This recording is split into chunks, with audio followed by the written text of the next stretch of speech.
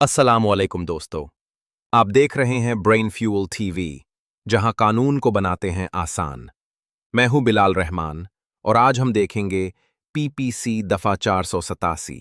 ये दफ़ा उन अफराद पर लागू होती है जो जाली वज़न या पैमाइश बनाने या रखने का काम करते हैं, ताकि बाद में इससे लोगों को धोखा दिया जाए। ये जुर्म सिर्फ गैर इखलाकी नहीं, बल्कि मुआशरे के पूरे कारोबारी निज़ाम को ख़राब करता है।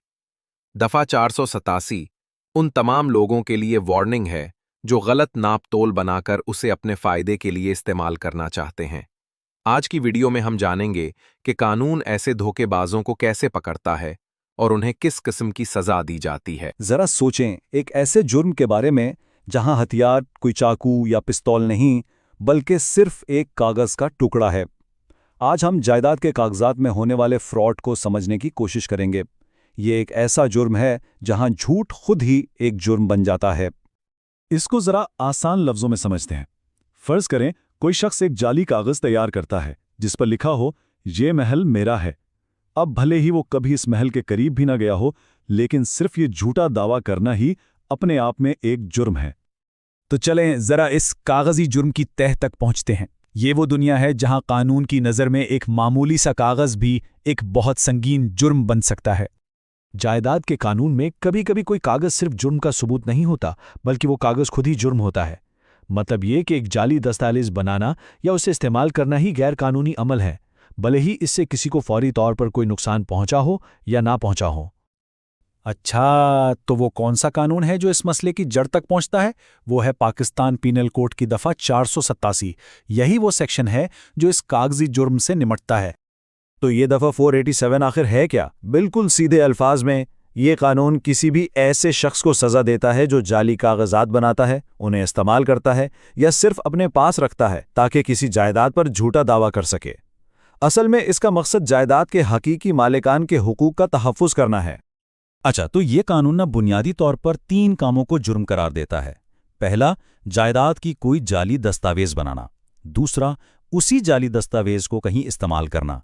और तीसरा, जो कि बहुत दिलचस्प है, ऐसी जाली दस्तावेज को सिर्फ अपने कब्जे में रखना भी जुर्म है। किताबी बातें तो ठीक हैं, पर असल जिंदगी में ये कानून कैसे नजर आता है?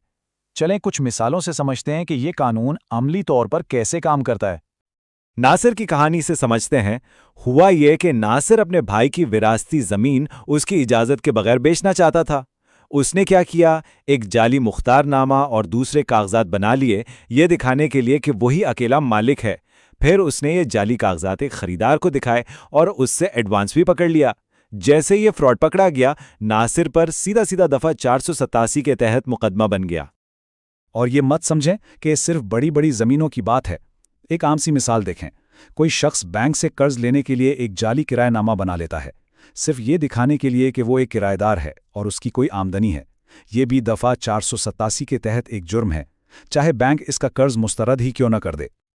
अच्छा, इन सारे केसेस में ना एक चीज़ सबसे ज़्यादा अहम है और वो है नीयत।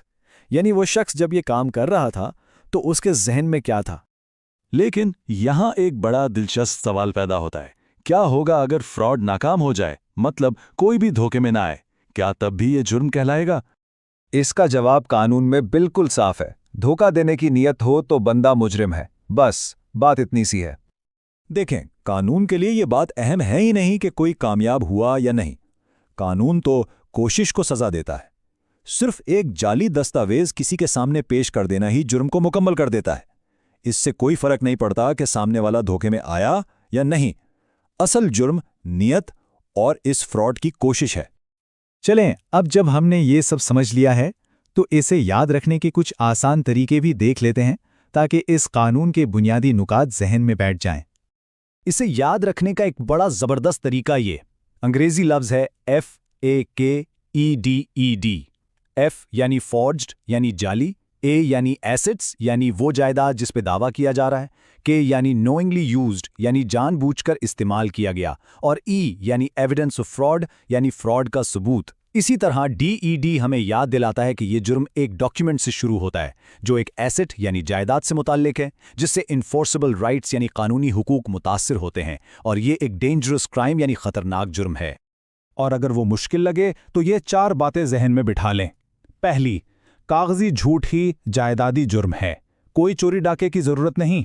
दूसरी, धोखा देने की नीयत है तो आप मुजरिम हैं, कोशिश ही काफी है। तीसरी, ये सिर्फ जमीन का मामला नहीं, ये किसी भी जायदादी हक पर लागू होता है, जैसे किराएदारी या विरासत।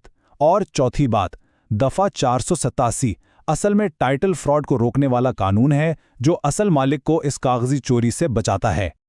और आखिर में एक सोचने वाली बात, जैसे जैसे प्रॉपर्टी के रिकॉर्ड और लेन देन ऑनलाइन होते जा रहे हैं, ये कागजी जुर्म डिजिटल दुनिया में क्या नई शक्ल इख्तियार कर सकता है? ये एक ऐसा सवाल है जो आने वाले वक्त में हमारे कानून के लिए यकीनन एक बड़ा चैलेंज होगा।